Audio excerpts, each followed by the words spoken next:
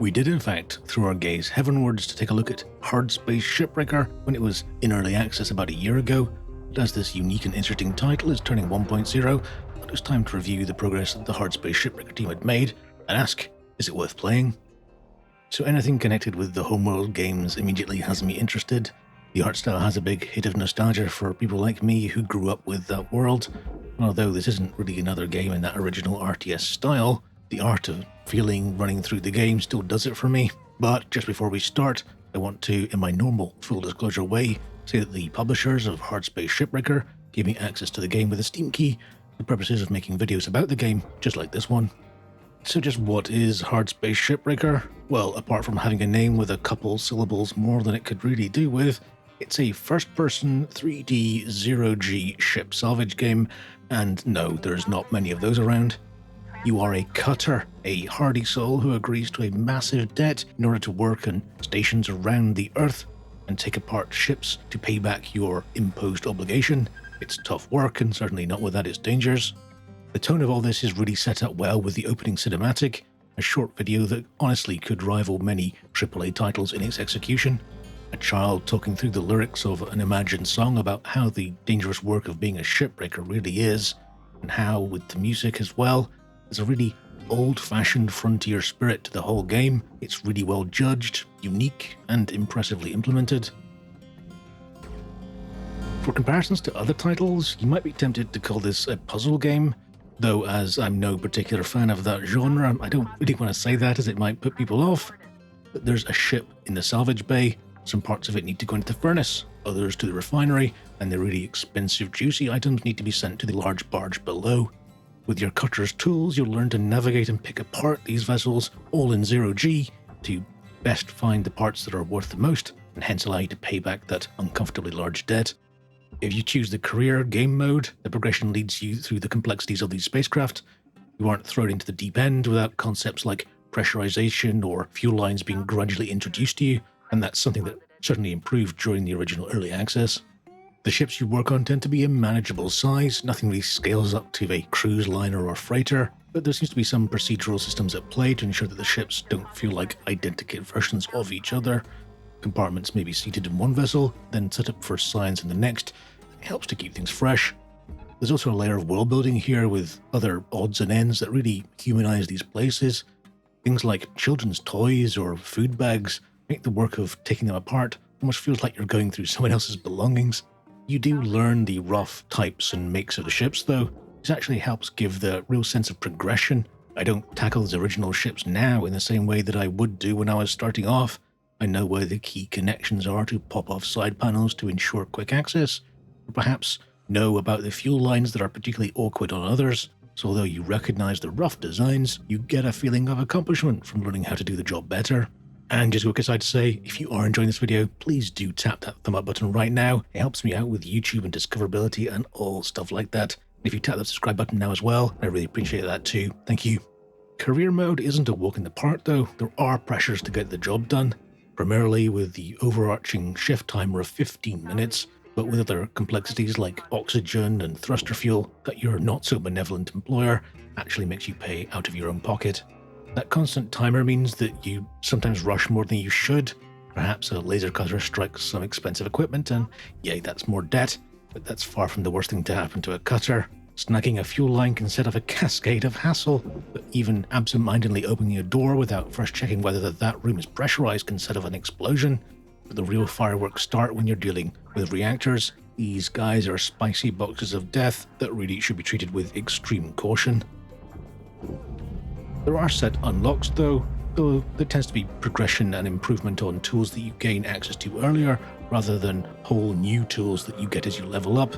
But they do give a sense of progression and player choice as well, to focus on, say, faster movement or better cooldowns and so on.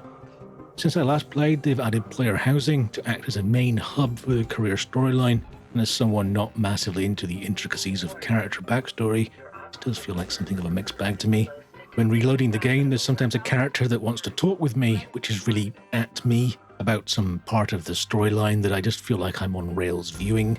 One character may say that they'll defend me from getting into trouble over some event that I had no player agency in at all, and it just all feels a little clumsy and strained. The hab housing itself is something of a mixed bag too, basically a glorified menu with oddly rigid camera positions, and after floating gracefully in the zero-G actual game, the contrast doesn't do it many favours. Though the visuals of the hab are nice, there's neat little touches allowing you some amount of customization through collectible posters and so on. If people are more into the character lore, then perhaps they might find that side of the game more enjoyable. For me, it's basically something that I'm trying to get past to get into the main part of the game, and to that end, the fact that some of these sections are unskippable is really only my main annoyance. For a game about paying back monstrous debt in the most efficient way, I still feel like, as I did earlier on in the early access too, that there should be more feedback to the players on what items are worth more than others. The main way of judging this is on the shift end screen, where you see a ledger of everything you salvaged and its associated value. But when you're actually in the ship, you're mainly relying on your memory for what to focus your time and efforts on. Something to favourite or even show that monetary value of items you've seen before would go a long way. In early access, I also mentioned that the overall environment can feel a little stale after a while. It's the same salvage berth for every ship. There's no lighting changes, so I'm guessing this is a geostationary space station. To their credit, the devs have added some changes to the skybox, some movement to small sections of the surrounding area to give you reason to gaze up at the heavens, but it still feels like the location could be, without a huge amount of investment, thematically moved to other areas for other missions. Keep that berth layout of the 3 gates to feed the salvage, but maybe there's a deep space salvage where the environment is away from Earth, maybe in a nebula or something. Just ways to keep the whole world feeling fresh around you as well. I'm also tempted to say I wish there was multiplayer here, but even as a non-programmer, the idea of syncing up all the fractured parts of these exploding ships sounds like a Herculean task of no short moment. Would co-op be great? Yes, of course it would, but I can only imagine how much effort would be required, and I can understand if Hardspace Shipbreaker remains a single-player title. Music is actually a really key pillar of the game, particularly when it comes to setting the tone. In the main, there's little of the sci-fi staples of futuristic or synth-wavy sounds that you might presume would come with a title set in space. Instead, we're treated to an almost American Wild West vibe. Feels earthy and dusty and full of that frontier spirit. You immediately know what sort of place this is and what sort of job this is. It's for people willing to put themselves in potential danger to improve their lives and that of their families. The environments may have changed from when this music was first conceived, but the human story remains eerily similar. It isn't just the incidental music though, there's enough to keep you from choosing your own tunes, and the game does a good job at branching or adding extra layers to the music, depending on whether you're doing something potentially dangerous. It really helps to ramp up the tension. The graphics are decent, the main focus is on the ships. They have a kind of visual style that seems to be at least partially driven by the nature of their needing to be destroyable. Things have a slightly blocky feel, but their overall slightly cartoony aesthetic works well. The shattering from the multitude of potential explosives on board these vessels is also very impressive. It doesn't seem to use a pre-cut system for each object, rather it appears to fracture each object dynamically on the fly when things go awry. You can see why the original objects aren't the most complex shapes, and they have to be diced into seemingly hundreds of pieces by an accident-prone player with a laser cutter. If there are improvements to be made to the visuals, I would like to see the option for higher resolution textures for many of the ship materials. As you're often positioned very close to these, they unfortunately aren't often of high enough resolution to always look sharp, even with the highest graphic settings. Performance is mostly decent. I'm seeing 120 FPS on my fairly decent machine, with the only real outlier being the explosive results. As I said in the previous section, these fracturing events seem to be calculated procedurally rather than using some pre-cut object fracturing system that games might have used before. This new system is of much higher quality, but there seems to be a significant load during the moment of the explosion where all these fractures and associated physics need to be calculated, and their frame rates dip notably after that moment with all those new objects.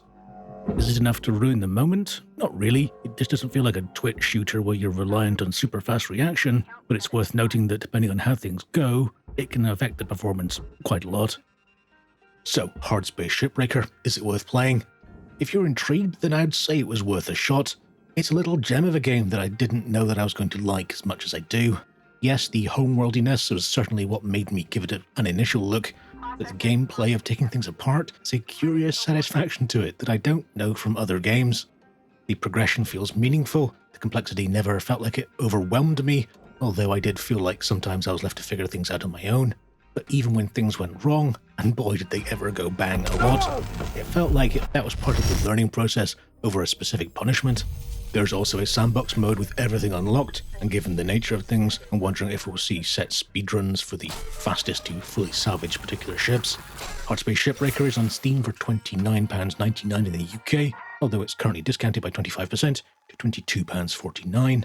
However, if you're someone who has the Xbox Game Pass, and as an aside this might be the best subscription offer around at the moment, and no, I don't get it for free, then Hardspace Shipbreaker can be played immediately for no additional cost. So what do you think of Hardspace Shipbreaker? Does it look like something up your alley? Were you a fan of Homeworld back in the day? Or are you just going to give it a try as it's on Game Pass? Let me know all your powerful thoughts and feelings. Leave me a comment below right now. Like always, I read every single one of them. Yes, even yours. For those people thinking, wait, he still makes videos? Yes, okay, fair enough. That was something that might be politely described as a content gap, but I hope to return to my more frequent but still decidedly erratic schedule in the future. Thank you so much for watching. If you did reach out during that hiatus, then an extra special thank you to you. I appreciate it more than you could know. Thanks again for watching, and I'll see you next time. Take care. Explosive activity. Monitoring.